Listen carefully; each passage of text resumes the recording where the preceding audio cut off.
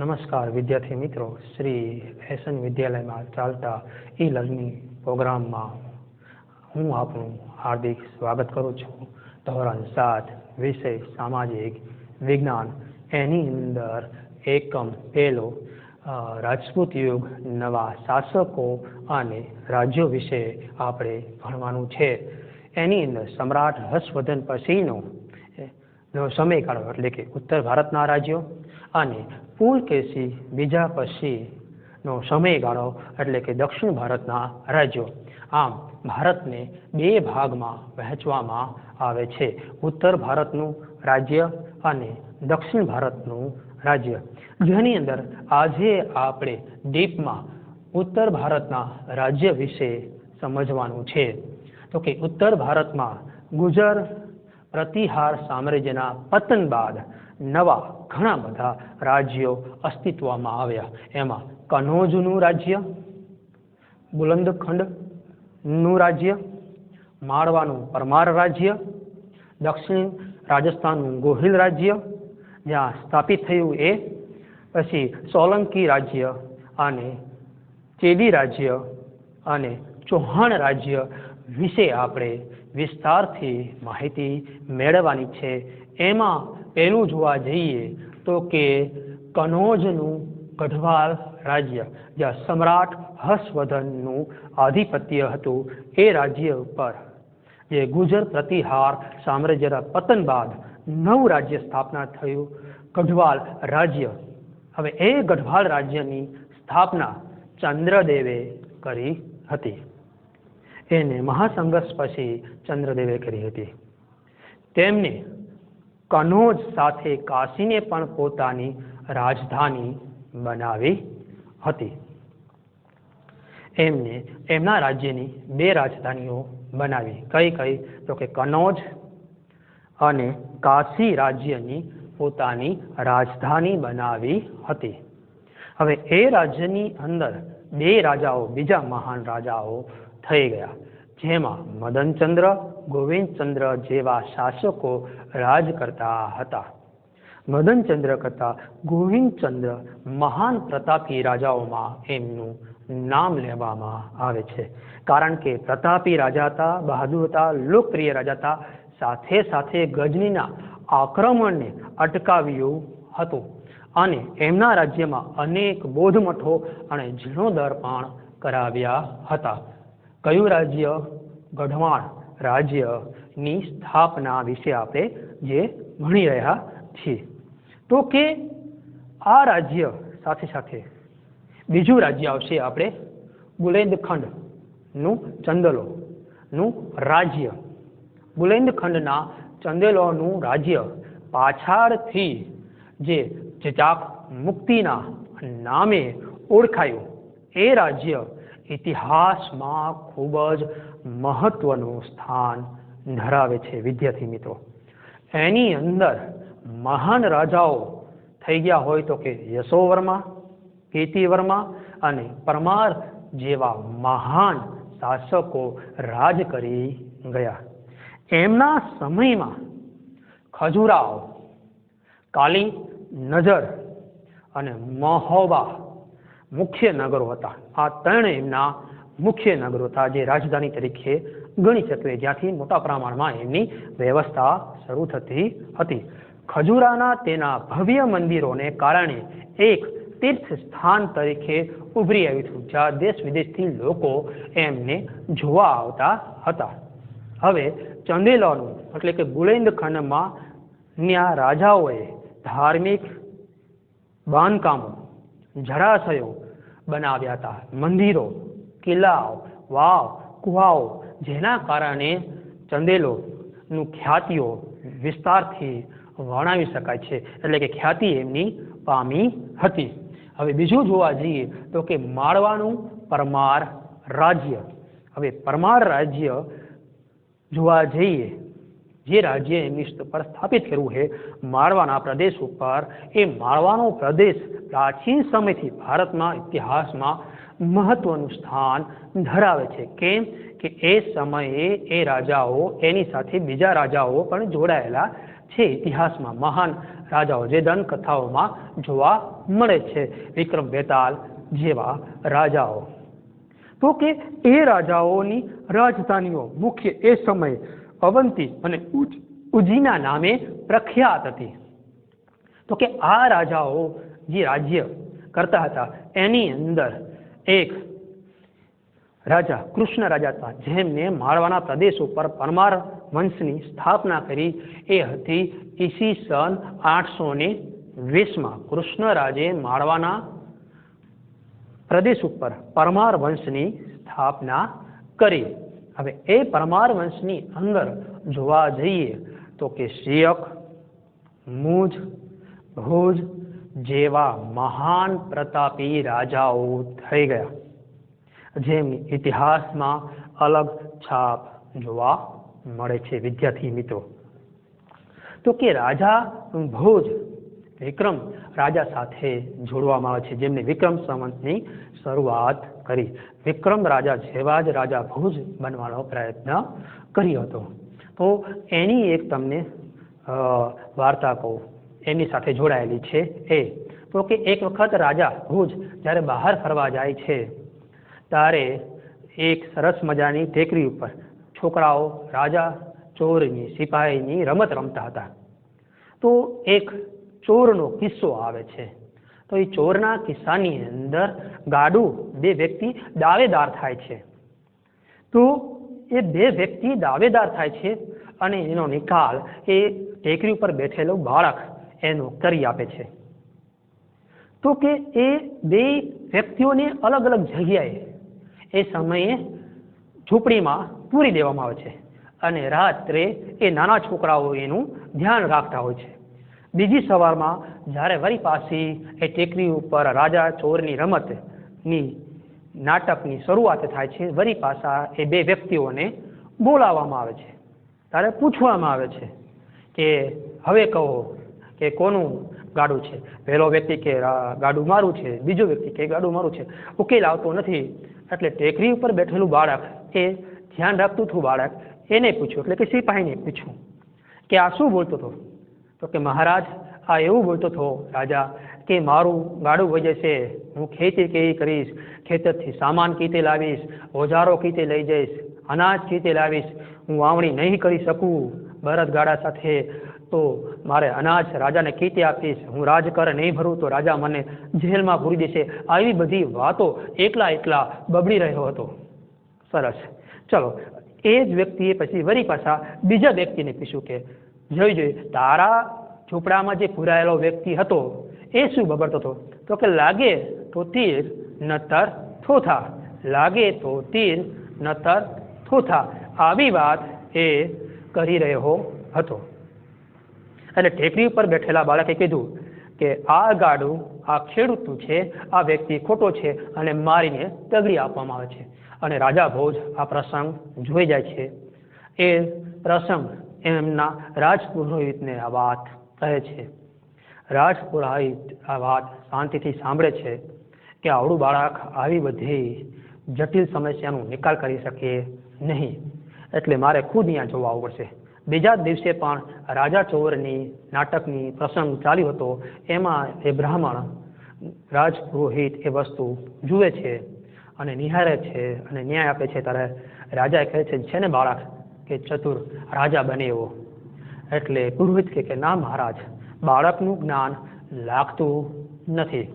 બાળકને બીજી રીતે તપાસ કરવામાં આવે તો બાળક તો એક નોર્મલ વ્યવસ્થામાં હતું કે આવી જટિલ સમસ્યાઓ એ સોલ્વ કરી શકતું નથી. તો કે મહારાજ જે જગ્યાએ બાળક બેહતું હતું ત્યાં કંઈક હોવું જોઈએ, જૂનું પ્રાચીન વસ્તુ, તો જ આ બાળક એના તપોબળ દ્વારા એના જ્ઞાન દ્વારા આનામાં બધી વસ્તુઓ પ્રગટ થાય છે. તો કે અહીંયા ખોદકામ કરાવવામાં આવે અને રાજા ભોજ અહીંયા ખોદકામ કરાવે છે અને 32 પૂતળીનું સિંહાસન મળી આવે છે, જેની સાથે બીજી 32 વાર્તાઓ જોડાયેલી છે.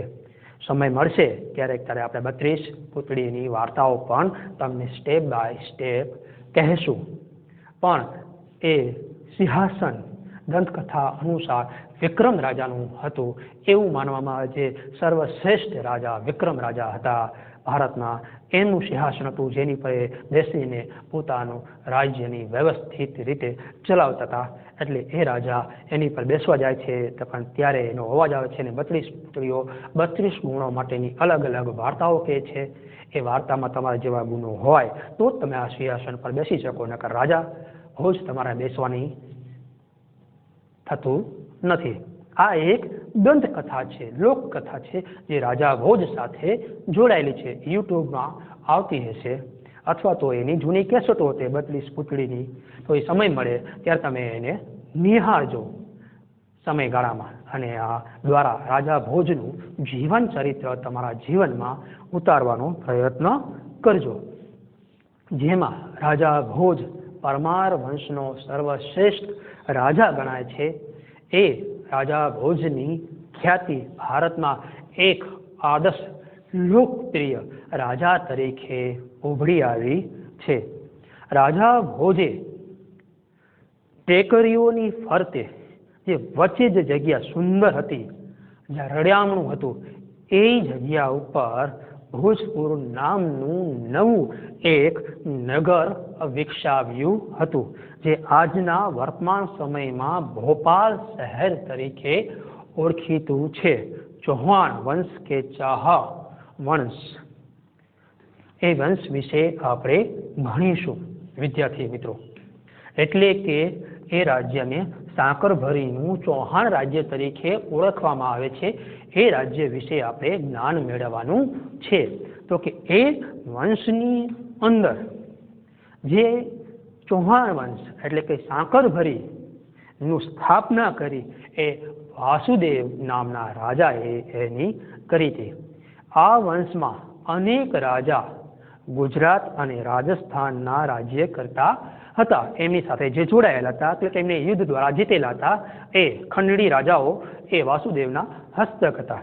હવે તો કે આ વંશની એક શાખા 8મી સદીમાં સાંભાર સરોવર ઉત્તરે સાંકરભરી નામના સ્થળે રાજ કરતી હતી, જે પાછળથી ઠેઠ દિલ્હી સુધી જાય છે. એટલે કે 12મી સદીમાં પ્રારંભમાં અજયરાજ સાંકરભરીની ગાદી ઉપર જ્યારે બેઠે છે ત્યારે એક વળી પાછું એક નવું નગર વિકસાવવાનો પ્રયત્ન કરે છે, જે અજયમેરુ નામનું નગરની એ રાજા સ્થાપના કરે છે. અજયરાજ ઉપર પોતાના નામ ઉપર એ નવું નામ વિકસાવે છે નગરનું, જે આજે વર્તમાન સમયમાં અજમેર તરીકે ઓળખીતું હશે. જે તમે રાજસ્થાન ફરવા જશો ત્યારે અજમેરની મુલાકાત વિદ્યાર્થી મિત્રો તમે ચોક્કસ લેજો. હવે આ વંશની અંદર પૃથ્વીરાજ ત્રીજો જે ગુજરાતના મહાન પ્રતાપી સોલંકી વંશ, જેમને મહાન સમય સુધી 200 વર્ષ સુધી રાજ કર્યું, અને એ વંશની અંદર સર્વશ્રેષ્ઠ રાજા સિદ્ધરાજ જયસિંહની પુત્રીના લગ્ન પૃથ્વીરાજ ત્રીજાના દાદા સાથે કરાવવામાં આવે છે. તેમનો પુત્ર સોમેશ્વર ચૌહાણ હતો અને ત્યારબાદ એમનો પુત્ર પૃથ્વીરાજ ત્રીજો, જે ઇતિહાસમાં પોતાની અલગ છાપ છોડી આવે છે. પૃથ્વીરાજ ત્રીજો ઇતિહાસમાં મહાન સ્થાપ એટલા માટે ધરાવે છે કે મહાન પ્રતાપી હતા. એમને ઘણા બધા કાર્યો કરેલા. એમના લગ્ન પ્રસંગો, એમના પ્રસંગો, વીરતાના પ્રસંગો, એમની બાળ વાર્તાઓ, ઘણી બધી વસ્તુઓના પ્રસંગો પૃથ્વીરાજ રાસોની અંદર વર્ણવેલા છે.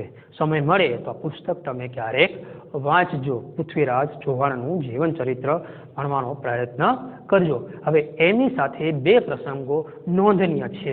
તો કે જ્યારે ઈસવીસન 1991માં થાનેશ્વર અને કરનાલ વચ્ચે જે તરાઈનું મોટું વિશાળ મેદાન આવેલું છે, એમાં અરબ પ્રદેશમાંથી શાહબુદ્દીન ઘોરી એ હિન્દુસ્તાન પર પૃથ્વીરાજના રાજ્ય પર યુદ્ધ કરે છે, અને એ જ મેદાનમાં શહાબુદ્દીન ઘોરીને સખત હાર આપે છે, એટલે ઇતિહાસમાં એમનું નામ વીરતાપૂર્વક લેવામાં આવે છે.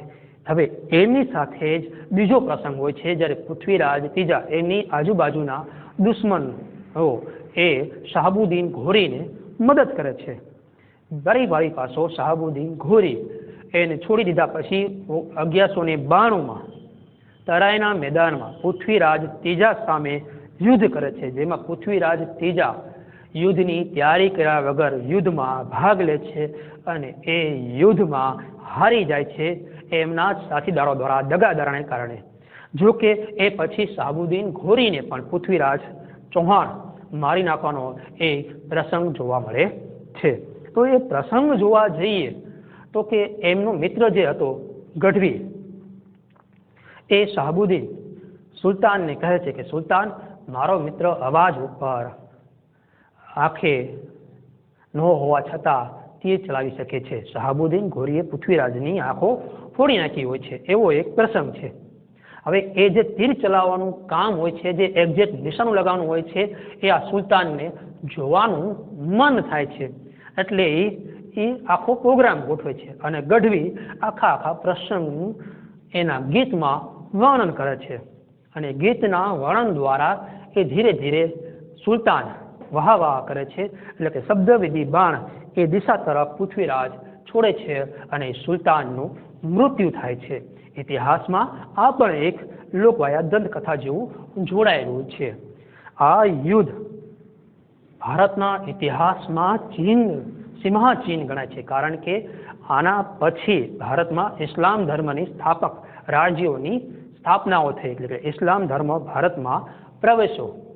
હવે આપણે ગુજરાત રાજ્યના શાસકો વનરાજ ચાવડા, સિદ્ધરાજ સોલંકી, કુમારપાળ જેવા રાજાનું જીવન ચરિત્ર આપણે પછીના લેક્ચરમાં ભણીશું. હવે થોડુંક આપણે રિવિઝન કરી લઈએ કે 8મી સદીમાં ચૌહાણ વંશની એક શાખા જે રાજસ્થાનમાં રાજ્ય કરતી હતી એ કઈ હતી? તો કે સાંકરભરી નામની રાજસ્થાનમાં રાજ્ય કરતી હતી એ વિશેષ હતી. હવે 12મી સદીમાં આરંભમાં સાંકરભરીએ ગાદીએ કોણ બેવે છે? તો કે 12મી સદીમાં અજય રાજ નામના રાજા એ ગાદીએ બેસે છે અને એમના જ તેમને કયું નગરની સ્થાપના કરી? તો કે એમના એક નવા નગરની સ્થાપના કરી જે અજમેર નામના નગરના સ્થાપનાથી જાણીતી છે, જે આપણે અજમેર તરીકે ઓળખીએ છીએ. હવે સિદ્ધરાજ જયસિંહની રાજકુમારી ના લગ્ન કોની સાથે કરવામાં આવે છે? તો પૃથ્વીરાજ ત્રીજા ગુજરાતના જે મહાન પ્રતાપી સોલંકી વંશના રાજા સિદ્ધરાજ જયસિંહ પુત્રીના લગ્ન પૃથ્વીરાજ ત્રીજાના દાદા સાથે કરાવવામાં આવે છે. ચૌહાણ વંશનો કયો રાજા ઇતિહાસ ભારતમાં અદ્વિતીય સ્થાન ધરાવે છે? શા માટે? તો કે પૃથ્વીરાજ ત્રીજો ચૌહાણ વંશનો ભારતમાં અદ્વિતીય સ્થાન ધરાવે છે, કારણ કે એને 1191માં થાનેશ્વર અને કરનાલ વચ્ચેના જે તરાઈ મેદાનમાં હતા એમાં શહાબુદ્દીન ઘોરી અને પૃથ્વીરાજ સાથે જે યુદ્ધ થયું એમાં શહાબુદ્દીને ઘોર પરાજયનો સામનો કરવામાં આવ્યો, એટલા માટે અદ્વિતીય સ્થાન ધરાવે છે. હવે તરાઈનું યુદ્ધ ભારતના ઇતિહાસમાં સાથી સિંહાચીન રૂપ ગણાય છે. તો કે 1192માં ફરી તરાઈના મેદાનમાં શહાબુદ્દીન ઘોરી અને પૃથ્વીરાજ ત્રીજાના સાથે જે યુદ્ધ થાય છે એમાં પૂર્વ તૈયારી વગર જે પૃથ્વીરાજ જાય છે અને મંત્રીઓ અને બીજા એમનો સાથ ન મળવા કારણે આજુબાજુના રાજ્ય કારણે પૃથ્વીરાજની હાર થાય છે અને આ હારમાં ઇસ્લામ ધર્મની સ્થાપના ભારતમાં થાય છે અને ઇસ્લામ દોરનો શરૂ થાય છે, એટલે સિંહાચીન ગણવામાં આવે છે તરાઈના યુદ્ધમાં અને ભારતમાં રાજપૂત યુગનો અંત ગણવામાં આવે છે. ગુજરહર પ્રતિહાર રાજ્યમાં કયા કયા રાજ્યોની સ્થાપનાઓ થયા પ્રતિહાર પછી? ગુજર પ્રતિહાર રાજ્યના પતન બાદ પછી કનોજનું રાજ્ય, બુલંદખંડનું રાજ્ય, પરમાર રાજ્ય, અણહિલવાડનું સોલંકી રાજ્ય, ચેદી રાજ્ય, ચૌહાણ રાજ્ય અને દક્ષિણ રાજસ્થાનનું ગોહિલ રાજ્યની વગેરે રાજ્યોની સ્થાપનાઓ થઈ છે. ગઢવાલ રાજ્યની સ્થાપના કોણે કરી? તો કે ગઢવાલ વંશની સ્થાપના ચંદ્રદેવે કરી. હવે ચંદ્રદેવ કયા કામો કર્યા હતા? તો તેમને બે કાર્યો સર્વશ્રેષ્ઠ હતા. એક, કનોજ જે રાજધાની હતી એની સાથે કાશીની પણ રાજધાની બનાવી, એટલે કે એમને બે રાજધાનીઓ બનાવી હતી. એ એમનું સર્વશ્રેષ્ઠ કાર્ય છે.